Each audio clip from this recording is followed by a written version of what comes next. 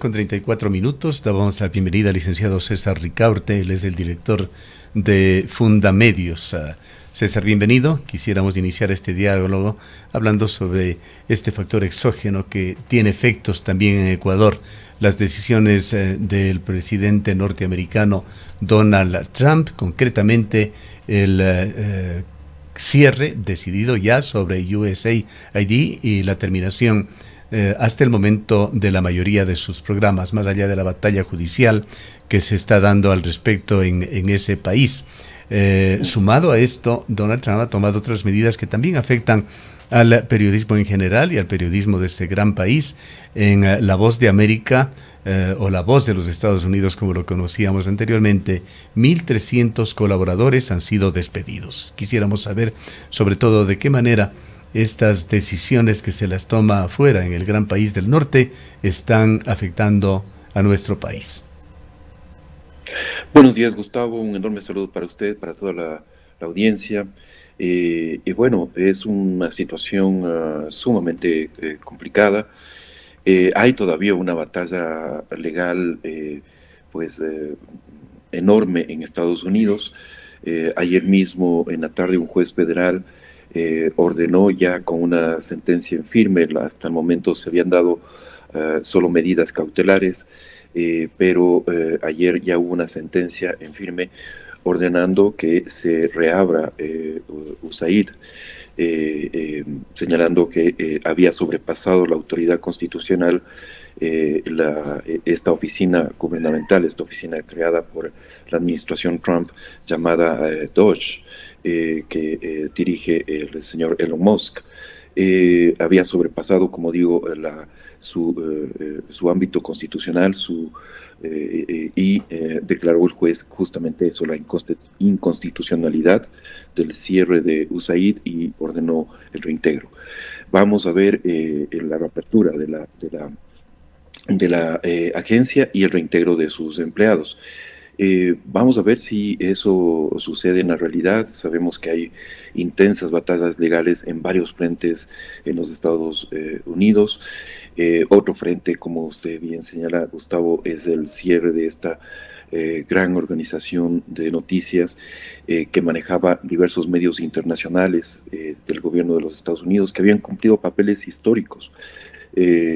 Ayer leía crónicas en las cuales, por ejemplo, se contaba cómo La Voz de América fue la que anunció en la Segunda Guerra Mundial, anunció que las tropas estadounidenses y británicas estaban desembarcando en Normandía.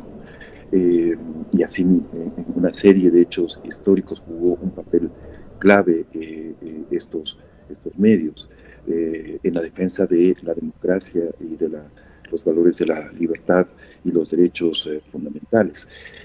Actualmente leía otro dato que me asombró, era que estos medios agrupados en el Fondo Global de Medios, el Fondo Internacional de Medios Globales de los Estados Unidos, había 10 periodistas encarcelados en diversas partes del mundo de estos medios de comunicación por cumplir su trabajo en entornos dictatoriales, en entornos autocráticos, y que jugaban un papel clave en tratar de informar a la población en esos entornos.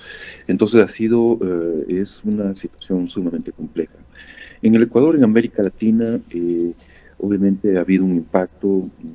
Se han recortado programas, un programa naciente que iba a permitir pues el impulso al periodismo de investigación fue recortado. Programas de protección a periodistas han sido recortados, pero aspiramos a que en corto plazo esas decisiones sean revertidas y podamos seguir trabajando en las diversas organizaciones que conformamos del sector, y los medios de comunicación ecuatorianos también puedan completar un esquema de desarrollo armónico, sano y seguro.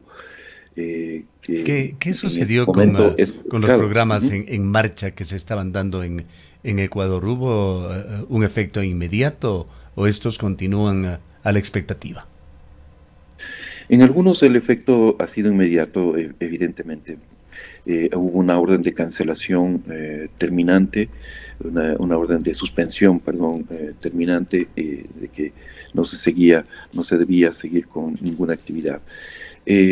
Por supuesto, las organizaciones como Fundamedios y otras no podemos parar nuestro trabajo, así que nosotros hemos seguido monitoreando, emitiendo alertas, tratando de llevar adelante iniciativas y proyectos con otros donantes que permitan de alguna forma seguir operando y seguir trabajando. Pero definitivamente el impacto es grande. Hemos tenido que recortar definitivamente operaciones y actividades. Y por eso digo, ojalá en el mediano plazo pues esa situación se pueda revertir. Yo todavía tengo algún atisbo de esperanza. Como digo, hay intensas batallas legales en los Estados Unidos.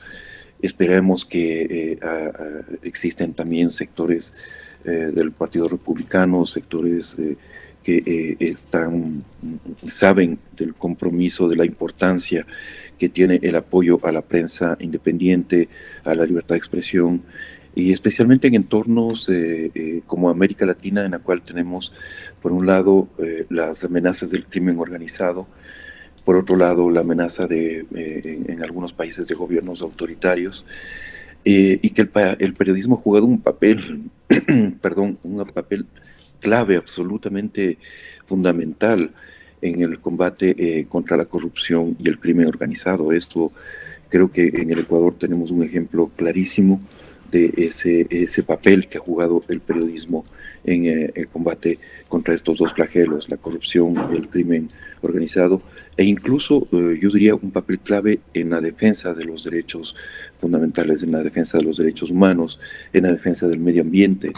Diversas investigaciones periodísticas han revelado la situación, por ejemplo, de la minería ilegal, de la deforestación, la situación de amenaza contra comunidades amazónicas. Entonces, es absolutamente vital que el periodismo tenga ese apoyo, ese sostén, en este caso de la cooperación internacional. Creo que es parte de la construcción de un mundo más justo, más libre, más democrático, más seguro incluso. Entonces, como digo, esperamos definitivamente que esos programas puedan reabrirse en un corto plazo. Hay muchos medios de comunicación, tanto tradicionales como medios de comunicación digitales, que se han beneficiado con diversos programas que han venido ya sea de USAID, de la NED, la Fundación Nacional para la Democracia, etcétera, y que tenían programas en marcha en Ecuador. ¿Se tiene alguna idea, alguna estadística o una cuantificación de cuántos medios se han visto afectados? Bueno, no tenemos todavía esa información, Gustavo. Justamente en esta semana hemos acordado con el equipo de Fundamedios el recopilar esa información y elaborar un pequeño estudio sobre lo que está sucediendo en el Ecuador. He visto algunos documentos de la situación global. Usted dio los datos esta mañana antes de la entrevista. Era más o menos 132 millones en el 2023 lo que había invertido USAID a nivel global en el apoyo del periodismo independiente. Y claro, todos esos fondos se han recortado, y muchos medios en diversas partes del mundo incluso han desaparecido en este lapso de apenas 2 meses que llevamos de la administración Trump. Pero muchos otros han sobrevivido, están dando la pelea, siguen trabajando. y nos siguen ofreciendo trabajos sumamente importantes. Una muestra de eso es, por ejemplo, permítame mencionarlo, la gran noticia de que Plan B, este medio ecuatoriano especializado en investigación periodística justamente, pues está entre los medios que son finalistas del premio Rey de España por un trabajo importantísimo acerca de la minería ilegal, un trabajo colaborativo realizado en Perú y Ecuador, y que realmente tiene un impacto enorme y por eso ha sido seleccionado dentro de este importante premio. ¿Cómo se encuentra? ¿Cuál es el estado de situación del periodismo independiente en Ecuador, siempre en problemas, siempre en dificultades con estos cambios vertiginosos que se dan en el mundo? Algunos temas relacionados se han dado contemporáneamente, coyunturalmente, como declaraciones del expresidente Rafael Correa sobre su intención de restaurar con sus aspectos más lúgubres una ley de comunicación en caso de que la Revolución Ciudadana vuelva al poder, o un concurso radial bastante cuestionado en pleno proceso electoral que lo puso en marcha el actual gobierno de Daniel Noboa, que aún no termina, dicho sea de paso. Así es, el concurso está en plena ejecución, está en plena marcha. Nosotros como Fundamedio estamos realizando una labor de seguimiento y de veeduría de este concurso, con todas las limitaciones que tenemos en estos momentos, pero en todo caso hemos emitido ya un primer informe sobre la situación, sobre lo que significa este concurso. También hemos llamado la atención, incluso previamente en un comunicado señalamos la inconveniencia de llevar adelante un concurso de esta naturaleza, de gran calado. Son más de 3.000 frecuencias, con casi todas las frecuencias importantes de radio y televisión que están en juego a nivel nacional y a nivel local. Y se lleva adelante este concurso en medio de un proceso electoral. Y es como países, como si no aprendiéramos de las lecciones del pasado, porque recordemos que el fallido concurso del 2016-2017, realizado justamente al final del gobierno de Rafael Correa en un proceso electoral, tuvo tantos problemas, tantas irregularidades, que al final fue suspendido, tuvo que ser dado de baja con un informe de Contraloría en el cual revelaba justamente toda esta serie de arbitrariedades e irregularidades que se había dado en el concurso. Luego, en al final del gobierno de Lenín Moreno, se vuelve a repetir esta situación, se vuelve a llamar a un concurso de frecuencias y vuelve a suceder casi exactamente lo mismo. Vuelve a aparecer una serie de situaciones y el concurso finalmente no prospera. Y finalmente estamos en este momento,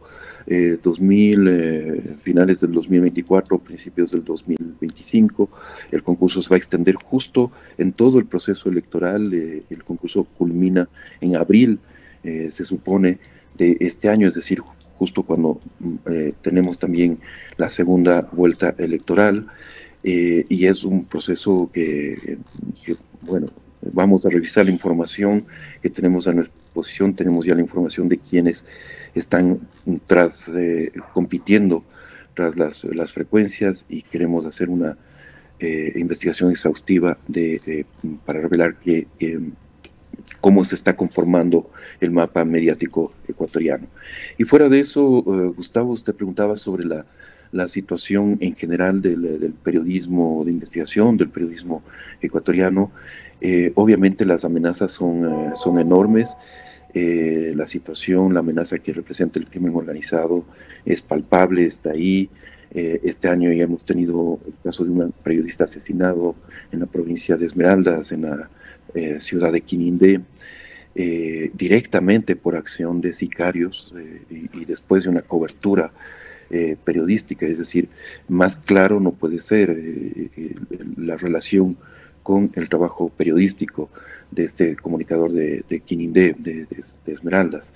Y hay zonas del país que se han vuelto muy peligrosas para el trabajo periodístico, zonas donde coincidencialmente funciona, opera el crimen organizado, por ejemplo, ya no solamente en negocios relacionados al narcotráfico, sino a la minería ilegal, por ejemplo.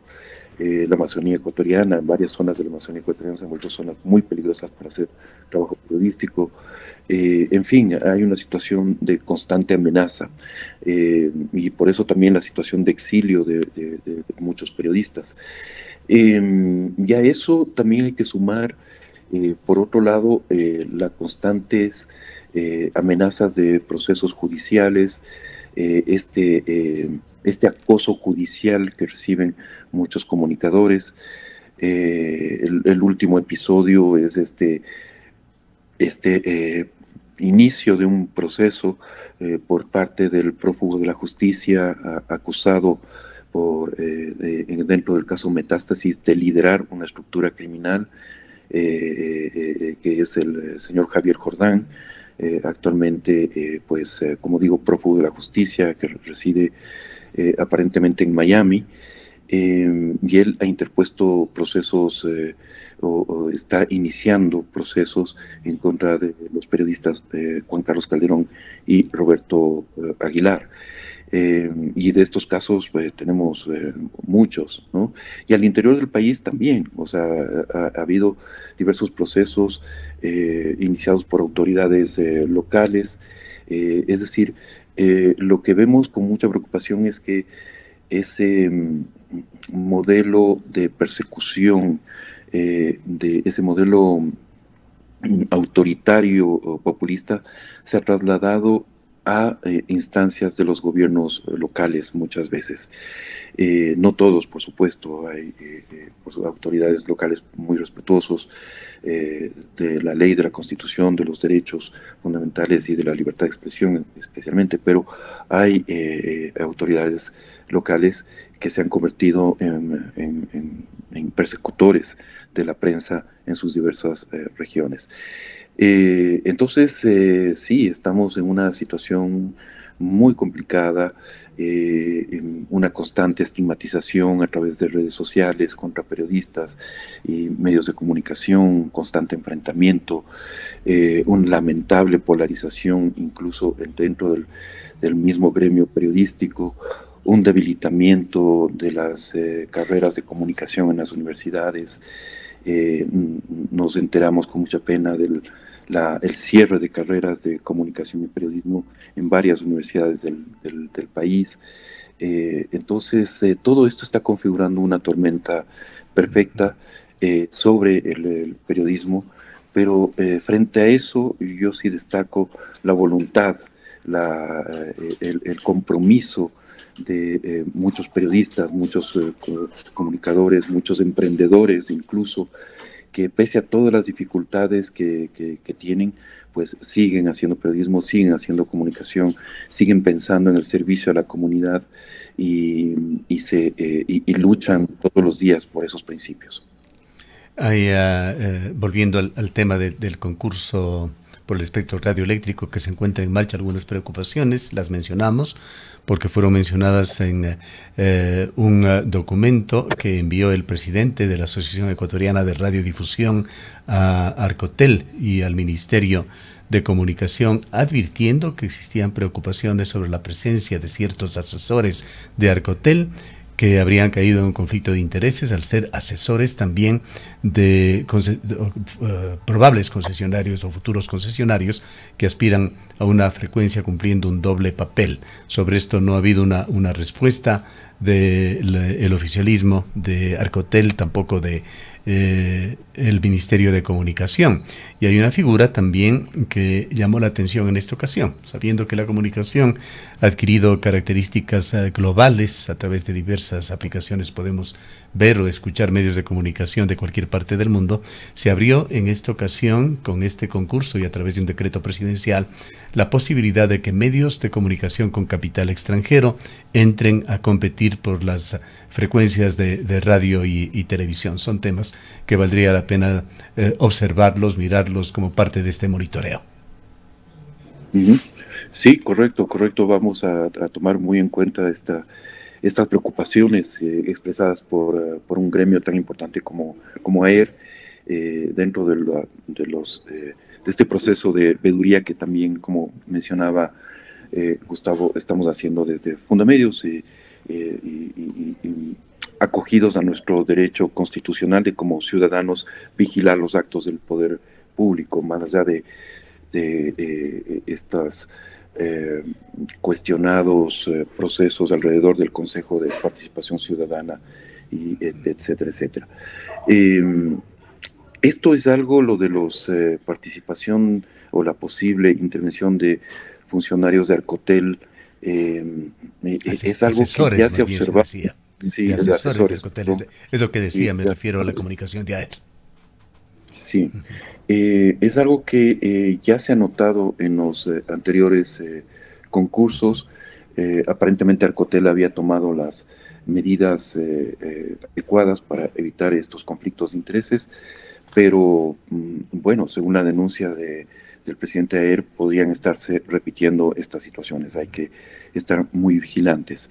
Y sobre la entrada de capitales o de medios con capitales extranjeros en el país, es algo que todavía, y justamente por eso nos interesa muchísimo el observar quiénes están compitiendo por las, digamos, por las frecuencias más codiciadas, llamémoslo así, del país. Ya tenemos un grupo mediático y económico muy poderoso, que es dueño de decenas de frecuencias de radio y de por lo menos 2 cadenas o sistemas nacionales de televisión.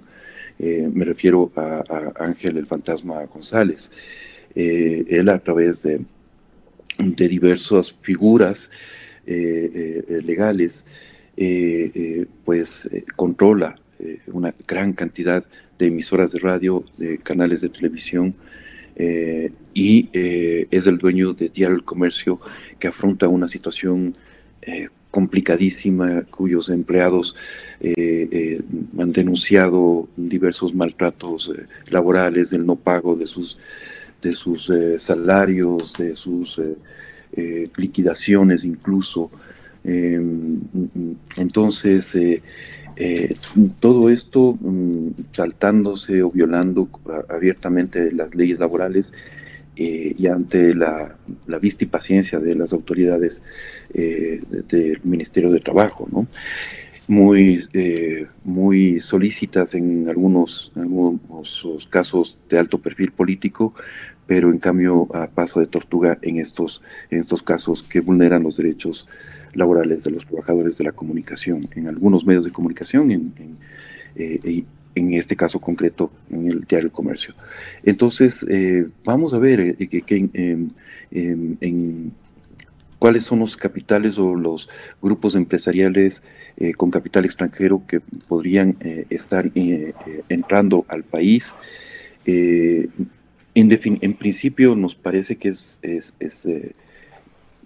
importante esa inyección de capitales en medios de comunicación en el Ecuador, que sufren una crisis muy profunda, pero todo esto tendría que darse de una forma muy transparente y cumpliendo la ley, con empresarios que vengan a cumplir la ley, aportar al país, que no controlen los medios de comunicación desde Miami, y Bueno, saltarnos hay también la ley. intensa preocupación en el país por el lavado de activos en Ecuador. Se ha dicho por parte de altos funcionarios del gobierno, también de un embajador italiano, que 30.000 millones de dólares circulan de dinero sucio, en definitiva, en el mega negocio de lavado de activos aquí en Ecuador, y es un tema que hay que cuidar, el origen de los capitales.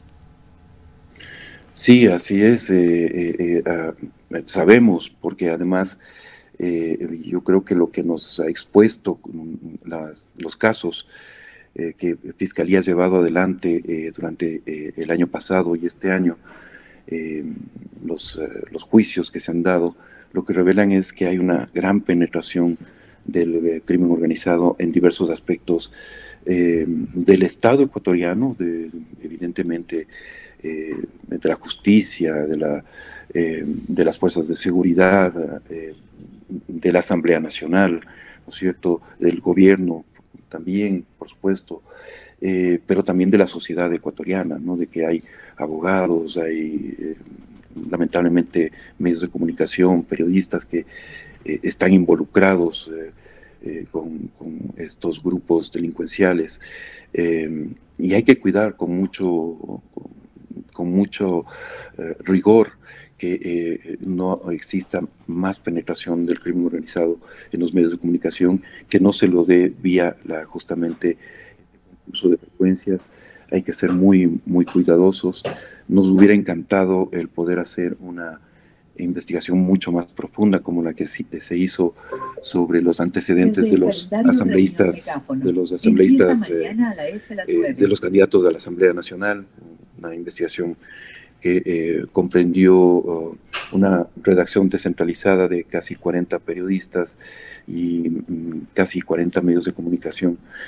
Nos unimos para justamente investigar los antecedentes de los asambleístas.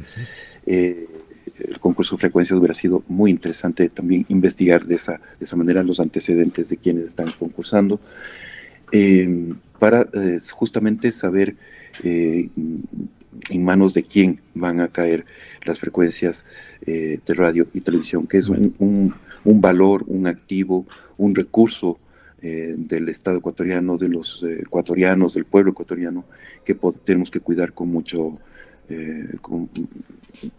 cuidado. Así es, este tenemos concurso que estar muy vigilantes contra eso. Se develará hacia finales de abril. Para finalizar, César, y relacionado con el mismo tema de la incursión tan fuerte de la narcoviolencia en Ecuador, en el año 2023, me parece que fue el gobierno de Guillermo Lasso todavía, cuando se promulgó el reglamento para la Ley Orgánica de Comunicación, se incluyó un mecanismo de prevención y protección del trabajo periodístico que entraba en los temas de evaluación de riesgos, protocolos de seguridad, redes de apoyo, instrucciones a fuerzas de seguridad, etcétera, etcétera. Se ha podido canalizar a través del actual gobierno, presupuestos, recursos técnicos para aplicarlo. Bueno, ha habido el ofrecimiento del gobierno de ya entregar los recursos para el mecanismo. Este compromiso se volvió a reiterar en la audiencia que tuvimos el pasado mes de noviembre en la Comisión Interamericana de Derechos Humanos, y se ha vuelto a reiterar una vez más durante la visita del relator Pedro Vaca al Ecuador, visita oficial que se realizó el pasado mes de febrero. Entonces, estamos a la espera de que se entreguen esos recursos y de que el mecanismo ya no tenga la posibilidad de proteger de forma efectiva a los periodistas ecuatorianos. Realmente es algo urgente. Hemos conversado esta mañana acerca de la situación de desprotección que tienen los periodistas en el Ecuador, y creo que eso hace ver la urgencia de poner en marcha el mecanismo, de entregarle los recursos y de que pueda operar ya con normalidad. Se me quedaba, por poco me olvido, cómo puede incidir, impactar quizá en la actividad periodística, en ese relato, en esa notaría que tiene que hacer los periodistas de las elecciones ecuatorianas, la prohibición de utilizar celulares o artefactos electrónicos en los predios electorales. Nadie puede ingresar con un equipo, incluyendo los periodistas. No nos queda claro si la prohibición es sobre también el trabajo periodístico. Eso, en principio, pensaríamos que no incluye el trabajo periodístico, pero es algo que el CNE nos tiene que aclarar. También creemos que esto no incide ya en el trabajo de vigilancia de los escrutinios y de reporte de del proceso ya de escrutinio de los votos. Tampoco debería afectar esta prohibición. Lo que debería reducirse esta prohibición del CNE es dentro del recinto, de la parte donde uno va a depositar su voto, ¿no es cierto? En el biombo, ahí en ese momento probablemente sea donde no se deba usar un celular para tomar fotografía del voto. Y claro, las explicaciones sobre los condicionamientos que podrían estar sometidos muchos ciudadanos, justamente por la acción de grupos delincuenciales que están presionando a ciudadanos para que voten de una u otra forma, es también algo que hay que tomar en cuenta en estos momentos. Es un derecho también el ejercicio del voto libre, y eso tiene que garantizarse por parte de las autoridades. Pero como digo, eso no debería incluir el trabajo periodístico dentro de los recintos electorales, dentro de los espacios en los cuales los periodistas generalmente hacen reportes justamente para dar cuenta de la normalidad del proceso o de si se produce algún tipo de incidente. Es decir, se está haciendo también un proceso de vigilancia ciudadana. Los periodistas también son parte de ese proceso de vigilancia ciudadana, que involucra a diversos sectores y que cuida de la integridad del proceso electoral. En todo caso, vamos a pedir al CNE que aclare definitivamente esta situación, pero nuestra posición sería que no debería someterse o no debería afectarse al trabajo periodístico. Bien, muchísimas gracias por habernos acompañado en esta mañana, César. Con todo gusto, Gustavo, un enorme saludo para usted y para toda la audiencia. Declaraciones del licenciado César Ricaurte, él es el director de Fundamedios. Son las 9:06. Ya pasaron más de 5 horas, debe estar por llegar.